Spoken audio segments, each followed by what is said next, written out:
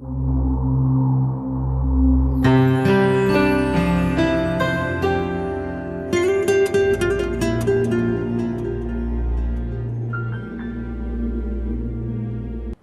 இயேசு கிறிஸ்துவின் நாமத்தினாலே சால்வேஷன் டிவி நேயர்கள் அனைவரையும் வாழ்த்தி வரவேற்கிறோம். இது ஏக்தா நெட்வொர்க் வழங்கும் திருச்சபை அன்றும் என்றும்.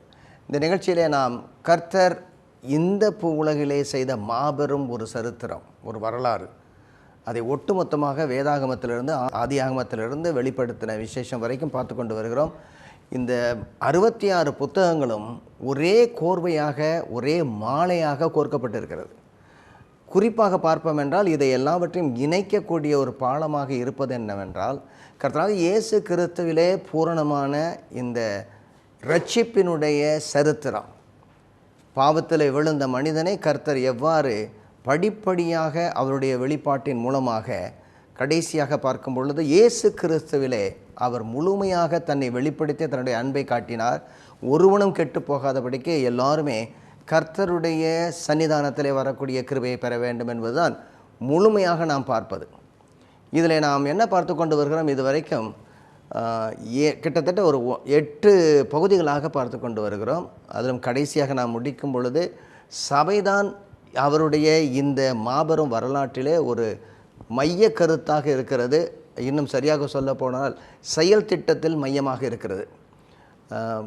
சபையிலே இப்பொழுது அவருடைய அனந்த ஞானமானது விளங்க வேண்டும் என்றால் இவ்வளவு நாட்களாக நாம் பார்த்து கொண்டு வந்த அனைத்தையுமே ஒன்று கூட்டி சபையை எப்படி ஒழுங்குபடுத்துவது. 2 வார்த்தை அடிக்கடி நம்ம பேசும்போது பேசுவோம். இந்த well constituted, duly constituted, well established, அதாவது ஒழுங்காக முறைப்படுத்தப்பட்ட சபை, அதுக்கு அடுத்ததாக பலமாக திடப்படுத்தப்பட்ட சபை. இந்த சபை தான் சத்தியத்துக்கு தூணும் ஆதாரமாக இருக்கிறது. இப்படின்னு நம்ம போன நிகழ்ச்சியில் முடித்தோம். அதோடு கூட 2 எடுத்தோம். ஒன்று பவுலடியாரை குறித்து பேசணும், அதுக்கு அடுத்ததாக பேதுருவை குறித்து பேசணும். இப்பொழுது நாம் கடைசியாக 9வது பகுதிக்கு வருகிறோம். இதில் என்ன பார்க்க போகிறோம் என்றால், இப்படி ஆண்டவருடைய ராஜ்யமானது இயேசுவானவர் வந்தபோது வந்துவிட்டது. இப்பொழுது நாம் தேவனுடைய ராஜ்யத்திற்குள்ளே இருக்கிறோம், தேவனுடைய பிள்ளைகளாக இருக்கிறோம். ஆனால் இந்த உலகத்திலே வாழ்கிறோம். இந்த கடிதங்கள்லாம் எழுதும்போது ரொம்ப அழகாக இருக்கும். எல்லா கடிதங்களும் எப்படி எழுதியிருப்பாருன்றீங்க பார்க்குறீங்க. முதல்ல எழுதும்போது இயேசு கிறிஸ்துவுக்குள்ளே இருக்கக்கூடிய ரோமாபுரியில் உள்ள சபையார், அல்ல இயேசு கிறிஸ்துவனுடைய சபையார், ரோமாபுரியில் உள்ள சபையார். அது 2 அதில் நம்ம பார்க்குறோம். கிறிஸ்துவுக்குள்ளே இருக்கிறாங்க, ஆனால் இருப்பது எங்கே? இந்த உலகத்தில். நாம் அவருடைய இந்த 2ஆம் வருகைக்கு காத்திருக்கிறோம். அதற்குள்ளாக இந்த சபையும் நாமும் சுவிசேஷத்திற்காக சாட்சிகளாக இருக்க வேண்டும். இப்போ நம்ம இந்த பகுதியில் என்ன பார்க்க போகிறோம் என்றால், முழுமையாக அவருடைய இறையரசு இந்த உலகத்திலே நிறுவப்படும். அதுதான் இந்த எஸ்கட்டாலஜி, இறுதி காலம், முடிவு காலம், கடைசி நாட்களிலே உள்ள நடக்கக்கூடிய நிகழ்வுகள். இது எல்லா இடங்களிலும் சொல்லப்பட்டிருக்கிறது. முந்தைய ஏற்பாட்டிலும் இந்த டே ஆஃப் த லார்ட் அப்படின்னு, கர்த்தருடைய நாள் அப்படின்னு முந்தைய ஏற்பாட்டில் கொடுக்கப்பட்டிருக்கும். இது புதிய ஏற்பாட்டில் அதிகமாக கிறிஸ்துவனுடைய வருகை, அவருடைய வருகையின் நாளிலே அப்படின்னு கொடுக்கப்பட்டிருக்கும். அப்போ முந்தைய ஏற்பாட்டில் உள்ள அந்த டே ஆஃப் த லார்ட் அப்படிங்கிறது, அதாவது கர்த்தருடைய நாள் என்பதும், இயேசு கிறிஸ்துவனுடைய இந்த டே ஆஃப் த லார்ட், அவருடைய கர்த்தருடைய நாள், அவருடைய வருகை என்பதும் ஒன்றோடொன்று மிகவும் இணைந்திருக்கிறது. இந்த பகுதியில் நாம் என்ன பார்க்க போகிறோம்? இப்படியே தான் இந்த உலகம் இருக்குமா? ஒரு பெரிய டென்ஷனுக்குள்ளே இருக்கிறோம் நம்ம இப்போ, இல்லை? ஒரு பெரிய போராட்டத்துக்குள்ளே இருக்கிறோம். அந்த போராட்டத்தை சொல்லணும்னா எப்படி சொல்லுவோம்? எந்த விதமான போராட்டம்னு சொல்லி, ஏதோ நீ உபத்திரவத்தினுடைய போராட்டத்தில் இருக்கிறோம். வேறு என்ன போராட்டம்? That's a tension. ஒரு டென்ஷன் இருக்குது நமக்கு. ராஜ்யம் வந்து விட்டதா, இன்னும் வரப்போகிறதா அப்படின்னு, has come and yet to come. இதுதான் அந்த பெரிய டென்ஷன். இப்போ நம்ம எங்கே இருக்கிறோம்? இந்த உலகத்தில் இருக்கிறோம், ஆனால் உலகத்தார் அல்ல. நாம் இனிமேல் வரக்கூடிய உலகத்தினுடைய வாழ்க்கையை வாழ்ந்து கொண்டு இருக்கிறோம் போது நமக்கு ஒரு பெரிய டென்ஷன். எல்லோரும் செய்கிறது மாதிரி நம்மளும் செஞ்சுட்டு போகலாமா? அப்படி முடியாது. அல்லது இந்த உலகத்தை விட்டு ஓடி போய் ஏதாவது இந்த பில்லர் செயின்ட் மாதிரி எங்கேயாவது போய் உட்காந்துடலாமா காட்டில்? அதுவும் செய்ய முடியாது. நம்ம ஓடியும் போக முடியாது, இப்படி தான் சொல்லணும். வெட்டவும் முடியாது, ஒட்டவும் முடியாது. இதுதான் நம்முடைய வாழ்க்கை. இவங்களோட ஒட்ட முடியாது, இவங்களை வெட்டிட்டு போக முடியாது. இந்த இடத்துல நாம் என்ன பண்ணியிருக்கோம்? அந்த வாழ்க்கைக்கு சாட்சியாக நாம் வாழ்கிறோம். இது இப்படியே முடிந்து போவதல்ல. கர்த்தர் ஒரு நாளை வைத்திருக்கிறார், குறித்து வைத்திருக்கிறார். நீங்கள் அப்படி நாளை குறித்து வைத்திருக்கிறாருன்னா உடனே நம்ம அப்போஸ்தலர் நடவடிக்கைகள் 17வது அதிகாரத்துக்கு போகணும். 17வது அதிகாரத்தில் என்னென்ன பார்க்கணும், அத்தேனே பட்டணத்தில் பேசுகிறாரு. பேசும்பொழுது அப்படியே சுவிசேஷத்தை எங்கேயோ வந்து கொண்டு வர்றாரு. எல்லோரும் சொல்லுவாங்க அது ரொம்ப அருமையாக சொல்லியிருக்காரு, அது மாதிரி தான் நம்ம சொல்லணும் அப்படின்னு. ஆனால் ஒன்று மறந்துட்டாங்க, அவர் எல்லா இடத்துலையும் முதல்ல சுவிசேஷத்தை சொல்லிட்டாரு.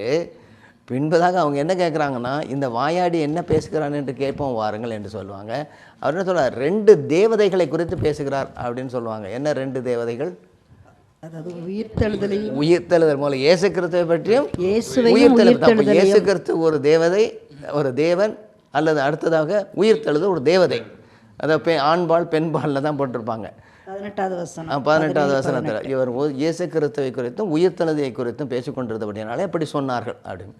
அதுக்கு முன்னாடியே அவர் சுவிசேஷத்தை சொல்லிட்டு தான் ஆரம்பிக்கிறாரு. தெய்வத்தா பக்தி உள்ளவர்கள் என்று நான் பார்க்கிறேன்னு சொல்லிட்டு வரும்போது, திரும்ப கொஞ்சம் பின்னாடி வரும்போதே கடைசியாக சொல்கிறாரு, ஒரு நாளை நியமித்திருக்கிறார், அதில் என்ன செய்வாரா, அவர் உயிரோடு எழுப்பினவரை கொண்டு அவர் நியாயம் தீர்ப்பார் அப்படின்னு சொன்ன உடனேயே இது வரைக்கும் கேட்டுட்டு வந்தவங்க உயிரோடு எழுந்திருப்பது என்று ஒன்றுமில்லை, கடைசியில் நியாய தீர்ப்பு என்பது ஒன்றுமில்லை.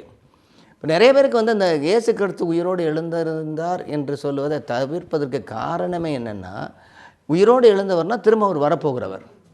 அப்போ திரும்ப வரப்போகிறவர் எதுக்காக வருவார்? நியாயம் தீர்க்க வருவார். அப்போ நியாயம் தீர்க்கும் போது நாம் எங்கே இருக்குவோம்? ஏதாவது ஒரு இடத்துல இருந்தே ஆகணும். ஒன்று கிறிஸ்துவோடு இருக்கணும், அல்லது கிறிஸ்துவுக்கு வெளியில் இருக்கணும். இதுக்கு இடைப்பட்ட இடத்துல நிற்க முடியாது.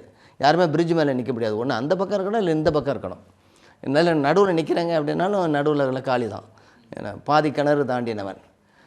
இப்போ அவங்களுக்கு என்ன பயம் அப்படின்னா, இப்போ இந்த சரீரத்தில் செய்யக்கூடிய அனைத்துக்கும் ஒரு நாளில் நியாயத்தீர்ப்பு இருக்க போகுது என்றால் இதெல்லாம் எப்படி குலைக்கலாம், எப்படி கலைக்கலாம் அப்படின்னா ரொம்ப ஈஸி. இயேசு கிறிஸ்து எழுந்திருக்க இல்லை, எழுந்தால் தானே அவன் திரும்ப வர முடியும், அவ்வளோதான். அவங்க கிறிஸ்துவனுடைய இந்த உயிர்த்தெழுதலை குறித்து இல்லைன்னு நிராகரிக்கக்கூடியவர்களுடைய அடிப்படை என்ன? ஒரு நாள் உண்டு, அதில் நியாயத்தீர்ப்பு உண்டு, கர்த்தர் தன்னுடைய ராஜ்யத்தை ஸ்தாபிக்க போகிறாருங்கிற அந்த கடைசி நிகழ்ச்சிகள் எல்லாமே மறுக்கப்படுகிறது. எல்லாமே என்ன சொல்கிறாங்க, அது இல்லை என்றே சொல்கிறார்கள். ஆனால் நம்ம என்ன பார்க்குறோம், கர்த்தருடைய ஜெபம்னு சொல்லுவாங்க. நிறைய சபைகளில் வந்து அப்படி மனப்பாடமாக என்ன சொல்லுவாங்க, லார்ட்ஸ் ப்ரேயர். லார்ட்ஸ் ப்ரேயரில் என்ன சொல்லுவோம், என்ன எப்படி லார்ட்ஸ் ப்ரேயர் எப்படி சொல்லுவோம்? ராஜ்யம் வருவதாக, உங்களுடைய ராஜ்யம், இந்த பரமண்டலங்கள் இருக்கிற எங்கள் பிதாவே, உங்களுடைய ராஜ்யம், உங்களுடைய நாமம் பிரசித்தப்படுவதாக, ராஜ்யம் வருவதாக அப்படிங்கிறாங்க. அப்போ ராஜ்யம் வர வேண்டும் என்று சொல்லி ஜெபிக்க இயேசுவானவர் சொல்லியிருக்கார் அவருடைய ராஜ்யத்தை குறித்து. அப்போ முழுமையாக ஒரு நாளிலே இந்த ராஜ்யமானது படிப்படியாக வெளியாகும். இயேசுவே ஆண்டவர் என்று சொல்லி அவர் எல்லாவற்றுக்கும் மேலாக அமர்ந்திருப்பார். இப்போ அதுதான் ராஜ்யம் வருவதாக, பரமண்டலத்திலே உங்களுடைய சித்தம் செய்யப்படுவதாக.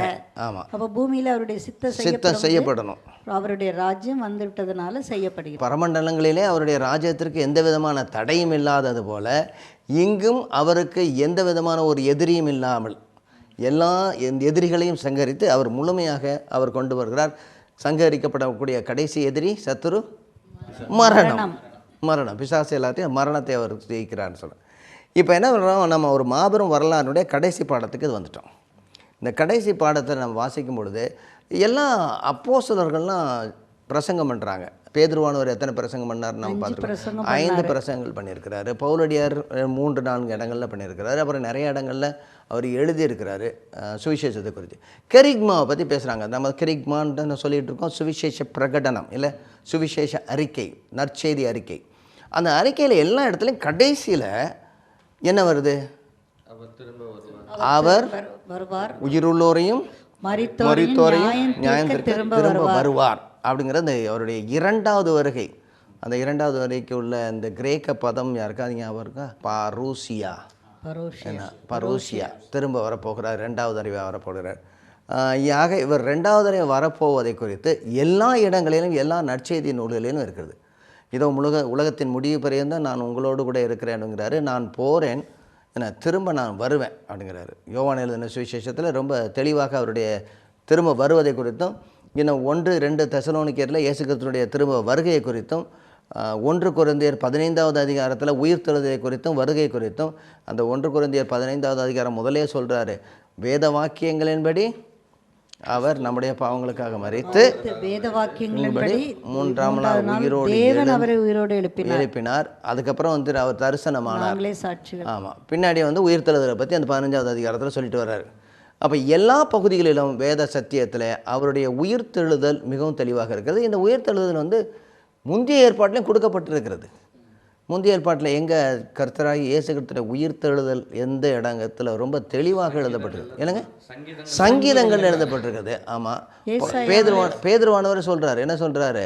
இந்த தாவீது இருந்து, ஆமாம், 16வது சங்கீதம், அப்புறம் 89வது சங்கீதம், அப்புறம் 110வது சங்கீதம், இதெல்லாம் அழிவை காண ஒட்டார் அப்படிங்கிறாரு. அப்போ உயிர்த்தெழுதலை குறித்து அவங்க சொல்கிறாங்க. வேற எங்கேயாவது உயிர்த்தெழுதலை குறித்து? ஏசாயாவிலையும் 53வது அதிகாரம். ஆமாம், அவர் வந்து மரிப்பார், ஆனாலும் அநேக ஜாதிகளுக்கு தெளிப்பார் அப்படின்றாரு. வேற என்னங்க, தானியேலில் பார்க்குறோம். ஆமாம், தேவகுமாரன் வருவார் அப்படின்னா. வேற எங்கே இருக்கு? யோபுடைய புத்தகத்தில் எங்கேயாவது இருக்குதா? நான் சொந்த கண்ணால் அவர் பார்ப்பேன். அப்படியே பேசிக்கிட்டே இருக்கும் பொழுது அவருக்கு வந்து டக்குன்னு ஒரு இதாகுது, ஒரு அந்த அந்நிய கண்கள் அல்ல. வேற எங்கே சொல்லப்பட்டிருக்குது? இயேசுவானவர் எதை சொல்கிறாரு உயிர்த்தெழுதலை குறித்து? ஆபிரகாமின் தேவனும் ஈசாக்கின் தேவனும் யாக்கோபின் தேவனும் மரித்தவருடைய தேவன் அல்ல. ஆமாம், இன்னொரு இடம் இயேசுவானவர் சொல்லும் பொழுது அவருக்கு அடையாளம் கேட்டுக்கிறாங்க. அவர்கிட்ட போய் யோனாவுடைய அடையாளம் வந்து கொடுக்காங்க. அவர் வந்து கிட்ட, அதாவது யோனா வந்து எல்லாருமே சொல்லுவாங்க அவர் மீன் வயிற்றில் உயிரோடு இருந்தார்னு சொல்லுவாங்க. நான் சொல்லுவேன் மீன் வயிற்றில் அவர் போயிட்டார். அந்த பெரிய அதிசயம் என்ன, இறந்து போன ஒருவர் திரும்ப வந்து சொல்கிறார். ஆமாம், இப்போ எல்லா இடங்களிலும் நம்ம பார்க்குறோம். முந்தைய ஏற்பாடும் சரி, முந்தைய ஏற்பாடில் நிறைய இன்னும், அதாவது உயிர்த்தெழுதலை குறித்தும் அவருடைய வருகை குறித்து இருக்குது. இந்த புதிய ஏற்பாட்டிலையும் இருக்குது. உயிருள்ளவரையும் மரித்தோரையும் நியாயம் தீர்க்க இயேசு கிறிஸ்து அரசாளுகிறவராய் ராஜாராகவும் நீதி அரசராயும், அதாவது நியாயாதிபதியாகவும், ராஜாவாகவும் நியாயாதிபதியாகவும் திரும்ப வருவார் என்று அப்போஸ்தலர்களின் விசுவாச அறிக்கையை நாம் இப்பொழுது நினைவிலே கொள்ள வேண்டும். இந்த இரண்டாவது வருகை குறித்து நாம் பேச வேண்டும். நிச்சயமாக அதை எச்சரிக்கையாக பேசுவதோடு மட்டுமல்ல, அது நமக்கு எப்படி இருக்க வேண்டும்னா, அது ஊக்குவிப்பதாக இருக்க வேண்டும். கர்த்தர் வரப்போகிறார், நியாயம் செய்ய போகிறார், எல்லாவற்றுக்கும் ஒரு முடிவு உண்டு. அப்போ நம்ம சொல்லக்கூடிய சுவிசேஷம் என்ன? உன்னுடைய ஆத்மா சாகாது, நீ நித்திய காலமாய் கர்த்தரோடு வாழ்வாய் என்பதற்கு அடிப்படை என்ன? இயேசு கிறிஸ்துவினுடைய வருகை, அவருடைய நித்திய ராஜ்யம். இப்போ சில பேர் சொல்லுவாங்க இந்த ரெண்டாவது வருகை வந்து ஒரு பெரிய பயங்கரமானது. யாருக்கு பயங்கரமானது? நிராகரித்தவர்களுக்கு பயங்கரமானது. ஆனால் கர்த்தராகிய இயேசு கிறிஸ்துவை ஏற்றுக்கொண்டவர்களுக்கு அது விடுதலையானது. ஆமாம், கிறிஸ்துவினுடைய ரெண்டாம் வருகைக்கு முன்பதாக அநேக நிகழ்வுகள் நடக்கும், சூழல்கள் ஏற்படும், அநேக நாட்டு நடப்புகள் வந்து இயேசு கிறிஸ்துவினுடைய இரண்டாவது வருகைக்கு நேராக வழிநடத்தும். அதைத்தான் இந்த பாடத்தில் கற்றுக்கொள்ள போகிறோம். இந்த பாடத்தில் படிக்கும் பொழுது 2-3 கேள்விகளை நம்ம அடிக்கடி கேட்டுக்கிட்டு இருக்கோம். ஒரு கேள்வி என்னவாக இருக்கும்? அடிக்கடி கேட்கிறோம், இது உண்மையா? நீங்கள் சொல்கிறது உண்மையா? இந்த மாபெரும் வரலாறு உண்மையா அப்படின்னு கேட்குறோம். அப்படி உண்மையாக இருந்தால் அடுத்த கேள்வி என்னவாக இருக்கும்? இது உண்மைதான் அப்படின்னா அடுத்த கேள்வி, நான் எங்கே இருக்கிறேன்? அதில் நான் எங்கே இருக்கிறேன்? ஓகே, அந்த வரலாற்றில் நான் எங்கே இருக்கிறேன்? வேறு என்ன கேள்வி இருக்கும்? இதுக்கு அப்புறம் என்ன நடக்க போகிறது? இன்னும் வேறு என்ன கேள்வி இருக்கும்? நான் எங்கே இருக்கிறேன், இதுக்கப்புறம் வேறு உலகத்துக்கு என்ன நடக்க போகுது, வேறு என்ன இருக்கும்? இன்னைய சரித்திரத்தோடு இயேசு கிறிஸ்துவினுடைய ரெண்டாவது வருகைக்காக அவர் சொன்னதெல்லாம் ஒத்து போகுதா, சரியாக இருக்குதா? இதுதானே அந்த வேலிடிட்டி, அதாவது அதை வேலிடேஷன் பண்ணுறது, அதை வந்து என்ன சொல்லுவோம், அதை நீதிப்படுத்துவது, அதை நிலைப்படுத்துவது. அப்போ இன்றைக்கி நடக்கக்கூடிய நிகழ்வுகள் எல்லாம், அதுவும் குறிப்பாக இந்த நாட்களிலே அதிகமாக நடக்கக்கூடிய நிகழ்வுகளையும் இயேசுவானுடைய இரண்டாம் வருகைக்கான ஆயத்தங்களையும் பார்க்கும் பொழுது அவருடைய வருகை மிகவும் சமீபமாக இருக்கிறது. எப்பொழுதும் இல்லாத அளவுக்கு கேலி செய்கிறவங்க சொல்லிட்டு இருப்பாங்க, என்னை அந்த வந்துட்டேன்னு சொன்னார், எப்போ வர போகிறாரு, அவர் வருவாரா அப்படின்னு சொல்லி அந்த நாளிலே கேலி செய்ய ஆரம்பித்தாங்க. அவங்களாம் என்ன நினச்சாங்க, உடனே வந்துடுவார் அப்படின்னு நினச்சாங்க. அவங்கள என்ன சொல்லுவாங்க, அப்பக்கலிப்டிக் கம்யூனிட்டி அப்படின்பாங்க. அப்பக்கலிப்டிக் கம்யூனிட்டினா இந்த கடைசி காலத்தில் உள்ளதெல்லாம் அப்போவே நடந்து முடிஞ்சிடணுங்கிற நினைக்கக்கூடிய ஒரு கம்யூனிட்டி இருந்தது. அந்த கம்யூனிட்டி இந்த நாளில் இருக்குது. சிலர்லாம் என்ன செய்கிறாங்க, சபையை விட்டு எங்கேயோ போய் கர்த்தர் வருவார் என்று சொல்லி காத்திருக்கிறாங்க. சிலர் விஷத்தை குடிச்சே சாத்திருக்காங்க ஒரு கூட்டமே. உண்மைதான் என்றால் படிப்படியாக வெளிப்படக்கூடிய இந்த உலக வரலாற்றோடு இது ஒத்து வர வேண்டும். அப்பொழுது தான் நாம் விசுவாசிக்கக்கூடிய விசுவாசம் சரித்திரபூர்வமானது. இது ஏதோ ஒரு கட்டுக்கதை அல்ல. கட்டுக்கதை அல்ல. நிறைய பேர் கேட்பாங்க, உங்கள் கிறிஸ்டியானிட்டி வந்து உங்கள் கிறிஸ்தவம் வந்து உண்மையானதா அப்படின்னு கேட்பாங்க. இல்லை, நீங்கள் என்ன சொல்லுவீங்க அதுக்கு? இது உண்மையா அப்படின்னு கேட்டது. நீங்கள் விசுவாசிக்கக்கூடிய விசுவாசம் இருந்தால் போதுங்க. நான் முன்னாடி ஒரு தடவை சொல்லியிருக்கேன், அது சில இந்த தியாலஜியன் இருக்கிறாங்கள, அது இந்த லிபரல் தியாலஜியன் ஸ்காலர்ஸ், அதில் இந்த ஜெர்மன்லேருந்து வந்தவங்க, இவங்கெல்லாம் சில இந்த லிபரல் சைடில் உள்ளவங்களாம் என்ன சொல்லுவாங்கன்னா, இங்கே பாருங்கள், உங்கள் விசுவாசத்துக்கு வந்து உண்மையாக நடந்திருக்கணும்னு அவசியமே இல்லை. நீங்கள் எதையாவது ஒன்று விசுவாசித்து அதை வச்சுக்கிட்டிங்கன்னா போகிறோம். எதையாவது ஒன்று விசுவாசிக்கணும் நீங்கள். அது நடந்ததோ நடக்காதோ அதை பற்றி கவலையே கிடையாது. உங்கள் விசுவாசம் போதும். அதை நம்ம ஆளுங்களை வச்சுட்டு சொன்னாங்க, உங்கள் விசுவாசமே உங்களை உலகத்தை ஜெயம் சொல்லி முடிச்சுடுவாங்க. அதெல்லாம் இல்லை, மரித்து உயிரோடு எழுந்தவர் மேல் உள்ள விசுவாசம்தான். நம்முடைய விசுவாசம் சும்மா உணர்வுபூர்வமானது மட்டுமல்ல, அது அறிவு சார்ந்தது. அடுத்ததாக அது வரலாற்றிலே எழுதப்பட்டிருக்கிறது. சரி, நீங்கள் அதுக்கு என்ன பதில் சொல்லுவீங்க? இயேசுவானவர் அந்த உலகத்தில் வந்தார், வரப்போகிறாரு, அதுக்கு என்ன எவிடன்ஸ், அதுக்கு என்ன இது கொடுப்பீங்க? நிறைய பேர் கேட்பாங்க, any scientific evidence. Scientific evidence நம்ம கொடுக்க முடியாது. ஹிஸ்டாரிக்கல் எவிடன்ஸ் இருக்குது, லாஜிக்கல் எவிடன்ஸ் இருக்குது, ஃபேக்ட்ஸ் இருக்குது, அப்புறம் குறிப்புகள் இருக்குது நிறைய. அதாவது ஐ விட்னஸஸ் எழுதின குறிப்புகள் இருக்குது. வேறு என்ன இருக்குது? ஆர்கியாலஜிக்கல் எல்லாம் நம்ம சொல்லப்பட்டதெல்லாம் அங்கே இருக்குது, அங்கே எழுதப்பட்டிருக்குது. வேறு என்ன? இன்னும் அந்த இடங்கள்லாம் இருக்குது. ஆமாம், அந்த இடங்கள்லாம் இருக்குது. அந்த இடங்கள்லாம் ஒருவேளை அழிந்து போனிருந்தாலும் நிறைய இடங்கள்லாம் இருக்குது. அதாவது இந்த எரிகோ பட்டணத்தினுடைய கற்கள் இன்னும் வந்து அந்த கற்கள்லாம் கிடக்குது இல்லை. அப்புறம் எபேசு பட்டணத்துக்கு போனோம்னா ஒரு பெரிய நோவாவுடைய ஆர்க் வந்து நோவாவுடைய ஆர்க் வந்து இருக்குது அப்படின்றாங்க. ஆமாம், அது எங்கே இருக்குன்னா கண்டுபிடிக்க முடியல. சில பேர் சொல்கிறாங்க, காட்டுறாங்க அந்த இடம்லாம் இருக்கலாம்னு. நிச்சயம் இருக்க வேண்டும். என்ன சொன்னீங்க? அரராத்தில் இருக்குது. ஆமாம், மேலே இருக்குதுன்னு சில இந்த சேட்டலைட் பிக்சர் காட்டுறாங்க, அவருடைய ஆர்க் எங்களுடைய இது இருக்குது அப்படின்னு சொல்லி. அதை விட எனக்கு என்னென்னா ரொம்ப இது என்னென்னா, இந்த கல்லறை காலியாக இருக்குது, திறந்த கல்லறை இருக்குது, காலியான கல்லறை. ஆமாம், நம்ம அடிக்கடி சொல்லுவோம் அவர் இங்கே இல்லையே அப்படிங்கிறது. வேற என்னெல்லாம் இருக்கு? அவருடைய தீர்க்க தரிசனங்கள் நிறைவேறுகிறத நான் பார்க்குறோம். நம்ம இன்னொரு நான் ரொம்ப அடிக்கடி சொல்லுவேன், என்ன சொல்லுவேன்னா, எப்படியா மலையில் உப்பு வந்துச்சுன்னு கேட்பேன். எப்படி அங்கே மலையில் வந்து கல் உப்புன்னு இங்கே எடுக்கிறாங்கல்ல, ஹிமாலயன் கல் உப்பு, அது எங்கே உப்பு எங்கே வரும்? கடலில் தான் வரும். அப்போ ஹிமாலயன் மேலே எங்கே உப்பு வந்துச்சு? எப்படி வந்தது? ஏதோ தண்ணி மூடி இருக்கணும் எல்லாருக்கும், இல்லை தண்ணி மூடி இருக்கணும். ஆக கல் உப்பு சாப்பிடும் போதெல்லாம் நினைத்து கொள்ளுங்கள். Himalayan salt. ஆமாம், ஹிமாலயன் சால்ட்டு தான் சாப்பிடும்போது நினைக்கிறேன். ஆமாம், இந்து உப்பு அப்படின்பாங்க. எந்த இயேசு கிறிஸ்து திரும்ப வருவதற்கான சிறப்பான வேத பகுதிகள் கொடுக்கப்பட்டிருக்கின்றன. சிறப்பான வேத பகுதிகள் குறிப்பாக கொடுத்துருக்காங்க. ஆண்டவரே அது மத்தேயு 24வது அதிகாரத்தில் வந்து அவர் கடைசி காலங்களில் நம்ம படிக்க போகிறோம்.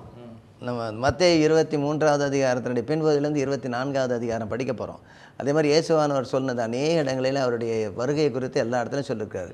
இன்னும் வந்து சொல்கிறாரு, தேவனுடைய ராஜ்யத்தை குறித்து ரொம்ப தெளிவாக பேசுகிறாரு.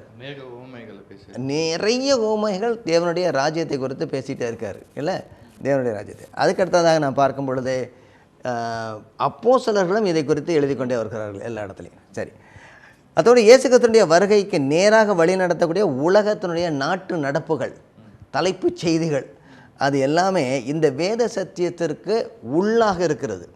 இந்த வேத சத்தியத்துக்கு முரண்பாடாக இல்லை எதுவுமே. அதுதான் ஒரு சிறப்பு. நாம் விசுவாசிக்கக்கூடிய இந்த விசுவாசம், அதனுடைய சிறப்பு என்ன? நாம் விசுவாசிப்பது உண்மையிலே நிகழ்ந்த ஒன்று, இந்த நடந்த ஒன்று, நிகழ்கின்ற ஒன்று, நிகழப்போவது ஒன்று. வெளிப்படுத்தின விசேஷத்தில் எழுதும்போது இந்த சாட்சிகள் எதை பற்றின 3 சாட்சிகள்னு சொல்கிறாரு. நடந்தவைகளை குறித்தும், நடக்க போகிறவர்களை குறித்து எழுதப்பட்டிருக்கிறது. சரி, இப்பொழுது நம்ம என்ன செய்ய போகிறோம் என்றால், முக்கியமாக அந்த வேத பகுதிக்கு போகிறோம். இந்த உலகத்தில் உள்ள அனைத்து மக்கள் இனங்களும் ஒரு குழுவை வந்து பிரதிநிதித்துவப்படுத்தும்படியாக, அதாவது தன்னை வெளிப்படுத்தும்படியாக ஆண்டவர் ஒரு குழுவை கொண்டு வந்தார், ஒரு ராஜ்யத்தை கொண்டு வந்தார். அந்த ராஜ்யம் யூதர்கள் இல்லை, இஸ்ரவேலர். யூதர்கள்னு சொல்லணும், இஸ்ரவேலர்கள். இஸ்ரவேலர்களை தான் என்ன செஞ்சார்? இந்த உலகத்தினுடைய கடைசி நாட்களுடைய அடையாளமாக வைத்தார் இல்லை. அத்திமரம் துளிர் விடும் பொழுது அப்படிங்கிறார். அப்போ இவங்க வந்து எல்லாருமே ஒன்று கூடும் பொழுது ஒன்று நடக்கும். எல்லாமே இந்த மேகங்கள்லாம் அப்படி திரண்டு வரும் பொழுது அப்போ அத்திமரம் துருளி வரும் போதுங்கிறார். அப்போ ஏன்னா இவங்க என்ன ஆனாங்க, இந்த இஸ்ரவேல் ஜனங்கள் கர்த்தரை காட்ட வேண்டியவர்கள், அவர்கள் கர்த்தரை வெளிப்படுத்தவில்லை. இன்னும் இந்த நாளில் வந்து அநேக கிறிஸ்தவர்கள் இருக்கிற மாதிரி, கிறிஸ்துவை வெளிப்படுத்த வேண்டியவர்கள் கிறிஸ்துவை வெளிப்படுத்தவில்லை. இது டோட்டல் ஃபெயிலியர். நான் அவங்களையும் சொல்கிறேன், இவங்களையும் சொல்கிறேன். உலகத்தினுடைய அனைத்து மக்கள் இனங்களுக்கும் அவரை பிரதிநிதித்துவம் பண்ணுவது, அதாவது அந்த ரெப்ரசன்டேஷன், அவரை போய் சொல்லணும். ஆனால் அவர்கள் என்ன செய்ய வேண்டும், அந்த நோக்கோடு தான் அந்த ஒரு சமுதாயத்தை கட்டி எழுப்பினார். அதுக்காக எல்லாம் செய்தார், நிறைய செய்தார். ஆனால் என்ன, அவர்கள் என்ன ஆனார்கள் என்றால் கர்த்தருக்கு சாட்சியாக இருக்கவில்லை. இது வரைக்கும் கிடையாதுங்கிறார். ஏதோ ஆரம்ப நாட்களிலே அநேக கிறிஸ்தவர்கள் வந்தாங்க. இந்த அப்போஸ்தலர் நடவடிக்கைகளில் முதல் பகுதியில் வந்தவங்க எல்லாருமே யூதர்களே இல்லைன்னு சொல்ல முடியாது. அதாவது இந்த ஃபெய்த்ஃபுல் ரெமனன்ட் எல்லாம் இருக்கிறாங்க இல்லை, அதுக்கு தமிழில் என்ன சொல்லுவாங்க, ஃபெய்த்ஃபுல் ரெமனன்ட், விசுவாசமுள்ள மீதியானவர்கள் இல்லை, விசுவாசமுள்ள மீதியானவர்களை ஆண்டவர் எல்லா இடத்துலையும் வச்சுருக்கிறாரு. இப்போ நம்மளுடைய கேள்வி என்னென்னா, சரி இப்போ யாருக்கு ஒன்று உத்தம இஸ்ரவேலர்கள், உண்மையான இஸ்ரவேலர்கள் அப்படின்னா யார்? இப்போ யார் ஆவிக்குரிய இஸ்ரவேலர்கள்? சபை தான். எப்படி சபை தான் ஆவிக்குரிய இஸ்ரவேலர்கள் என்று சொல்லுவோம்? அநேக வேத பகுதிகளை நம்ம வாசிக்கிறோம். பவுலடியாருடைய நிருபங்களை வாசிக்கிறோம். யூதர்களும் புறஜாதியரும் சேர்ந்து ஒரே சரீரமாய் தேவனுடைய வீட்டாராய் தேவனுடைய நாட்டாரை நம்ம இந்த உலகத்தில் இருக்கிறோம். நம்ம அழைக்கப்பட்ட இந்த ராஜரீக ஆசாரிய கூட்டம், பிரித்தெடுக்கப்பட்டவர்கள், பரிசுத்த ஜாதியார். இது வந்து யாருக்கு இப்பொழுது கொடுக்கப்பட்டிருக்குன்னா, விசுவாசிக்கக்கூடிய யூதர்களுக்கும் யூதர்கள் அல்லாதவர்களுக்கும் ரெண்டு பேருமே ஒன்றாய் கூட்டி அவர் சொல்கிறார். இதனால தான் அவருக்கு இந்த கிருபை எனக்கு அளிக்கப்பட்டிருக்கிறார். அப்போ இப்பொழுது உண்மையான இஸ்ரவேலர்கள், அதாவது உத்தம இஸ்ரவேலர்கள் சொல்லலாம், அல்லது ஆவிக்குரிய இஸ்ரவேலர்கள் என்று சொல்லலாம். ஆபிரகாமுக்கு கொடுக்கப்பட்ட அந்த ஆசீர்வாதம் இப்பொழுது சபையில் இருக்கிறது. என்ன ஆசீர்வாதம்? அவன் பூமியில் உள்ள சகல வம்சங்களும் அவன் மூலம் ஆசீர்வதிக்கப்படும். ஆனால் இன்னொரு ஆசீர்வாதம் ஒரு இடம் இருக்கு. அவன் கர்த்தரை விசுவாசித்தான், அது அவனுக்கு எண்ணப்பட்டது.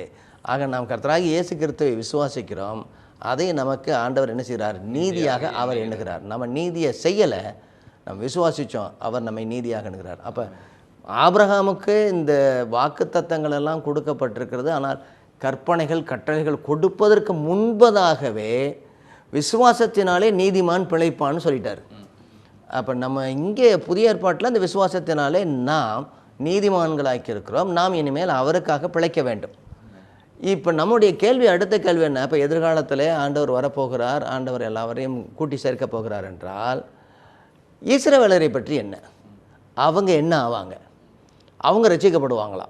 ஆட்டோமேட்டிக்காக ரட்சிக்கப்படுவாங்களா? இல்லை அவர்களும் நம்மை போல விசுவாசத்தினாலே ரட்சிக்கப்படுவார்களா?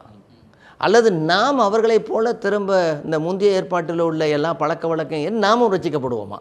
சூப்பராக இருக்குல்ல. 3 இடம் இல்லை. ஒன்று, இயேசு கிறிஸ்துவனுடைய விசுவாசத்தினாலே அவர்களும் நாமும் ரட்சிக்கப்படுவோம். இரண்டாவது என்ன செய்ய வேண்டும்னா, நாம் அவர்களைப் போல மாறினால்தான் ரட்சிக்கப்படுவோம். மூன்றாவது என்ன செய்வோம்? ஆட்டோமேட்டிக்காக ரட்சிக்கப்படும். என்ன சொன்னீங்க? அவங்க நம்மளை போல் என்ன செய்யணும்? நான் கிறிஸ்டியனாகி திரும்ப வரணுமா? ஓகே, சரி. இதில் ஒன்றும் இல்லை, ஆண்டவர் ரொம்ப தெளிவாக சொல்கிறார். இது யூதர்களுக்கும் சரி, கிரேக்கர்களும் சரி, விசுவாசத்தை கொண்டும் விசுவாசத்தினாலும் ரட்சிப்புன்னு சொல்கிறார். அப்போ இவங்க எல்லோரும் என்ன ஆவாங்க? எல்லாருமே ரட்சிக்கப்படுவாங்களா? எல்லா யூதர்களும் ரட்சிக்கப்படுவாங்களா அப்படிங்கிற ஒரு கேள்வி. இல்லை, யூதர்கள் ரட்சிக்கப்படுவாங்களா ஒரு கேள்வி. ஆமாம், ரட்சிக்கப்பட்டிருக்கிறாங்க. ஆனால் மற்றவங்க என்ன ரட்சிக்கப்படாத இருக்கிறவங்க என்ன ஆவாங்க? வைராக்கியமாக இப்பொழுதும் இருக்கிறவர்கள் என்ன ஆவார்கள்? கடைசி நாளில் வந்து இந்த ஆண்டவர் சேர்ப்பார்ல.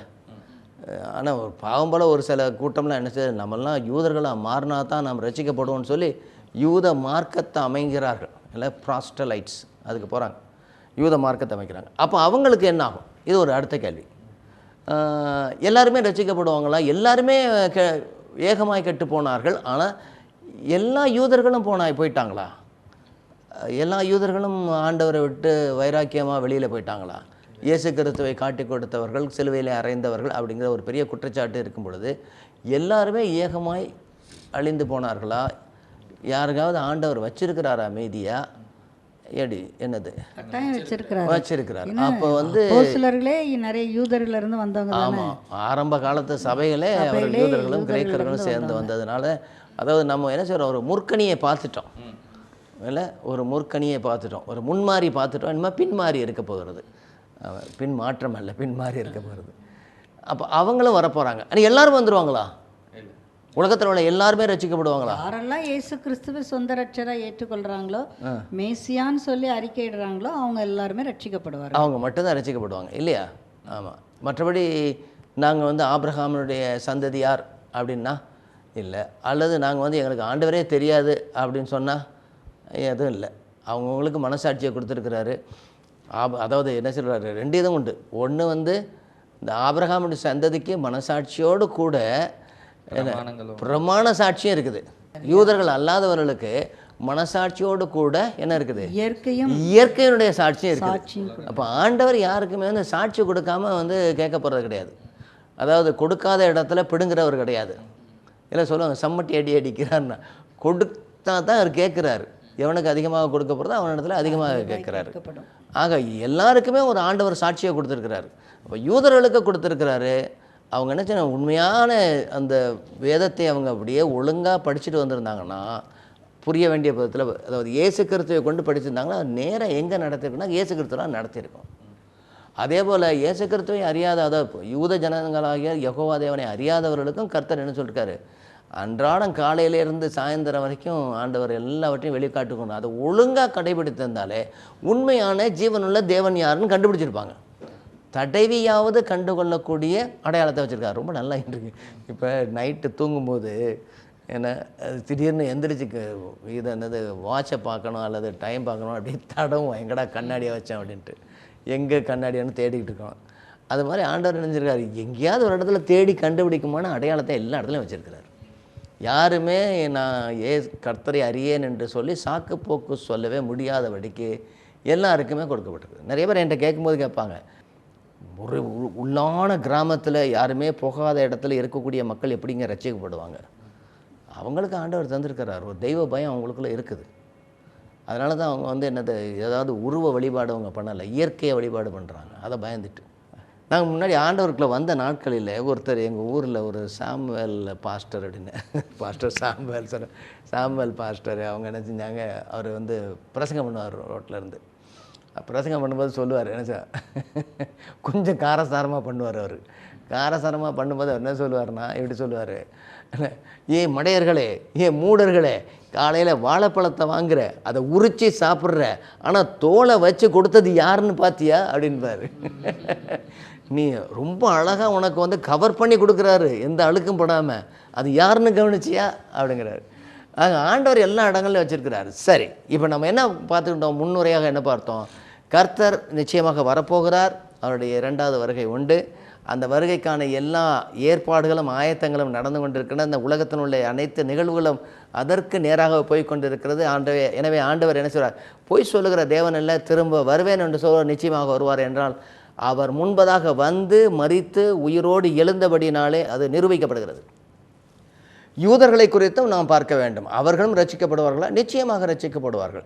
எப்படி ரட்சிக்கப்படுவார்கள்? அவர்கள் நியாயப்பிரமாணத்தினாலே அல்ல, கர்த்தராகிய இயேசு கிறிஸ்துவை சொந்த இரட்சகராக விசுவாசத்தினாலே ஏற்றுக்கொள்ளும் போது ரட்சிக்கப்படுவார்கள். இது அனைத்துமே கடைசி நாட்களிலே நிகழக்கூடிய நிகழ்ச்சிகள். இதை குறித்து நாம் இன்னும் அதிகமாக விளக்கமாக பார்க்க வேண்டும். அடுத்த நிகழ்ச்சியிலே சந்திப்போம். இந்நிகழ்ச்சி குறித்த உங்கள் கருத்துக்களை எங்களுக்கு தெரியப்படுத்துங்கள்.